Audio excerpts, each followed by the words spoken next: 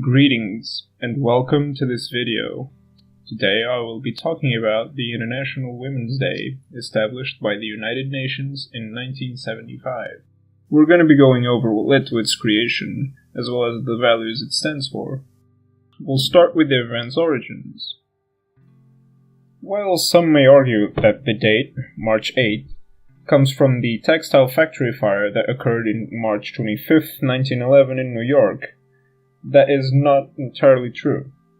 Undoubtedly, this did play a big role on the whole situation, but the origins of the International Women's Day come well before this incident.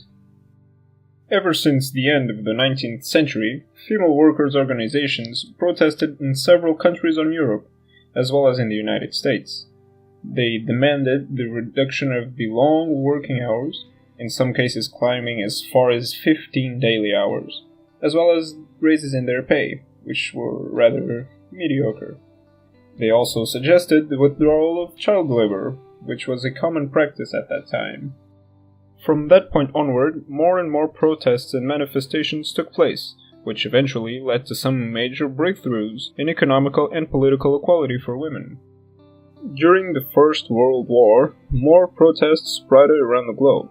It was, however, in February 23rd, 1917, that a legion of approximately 90,000 female workers marched against Tsar Nicholas II, their motives being the bad labor conditions, the generalized famine in the Soviet Union's partaking in the war. The event came later to be known by the title of Bread and Peace, as these were the requests of said women. You may be asking yourselves at this point, why March 8th? How does that relate to anything I've said so far? Well, some of the manifestations and celebrations have taken place in March 8th, but no one had yet elected the date officially. And here comes the fun part. That big manifestation in Russia happened in February 23rd. At that time, the Soviet Union was endorsing the Julian calendar, as opposed to the Gregorian calendar that was and still is the reference for the world at large. Later, in 1921, that was taken in consideration when the Communist Women Conference in Moscow adopted 8th March in the Gregorian calendar as the International Female Workers' Day. From said conference, the message that 8th March was the day of the Women's Fight Day of celebrations spread around the world. 24 years later, in 1945, the United Nations signed the first international treaty which settled principles of equality between men and women alike. It was, however, only in 1977 that the United Nations acknowledged the day of March 8th as the International Women's Day, accompanying the growth of the feminist movement.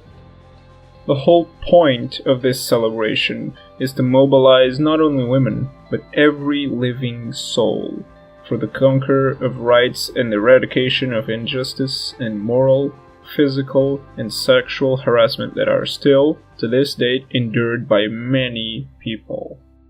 So, now that the origins are out of the way, let's talk a bit about the values that this whole movement defends and represents.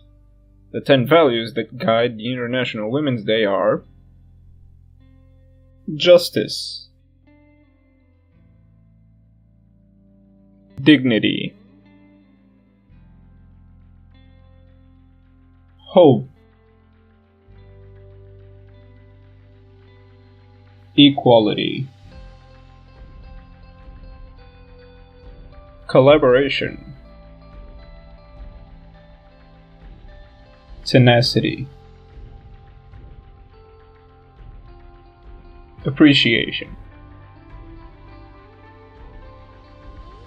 respect,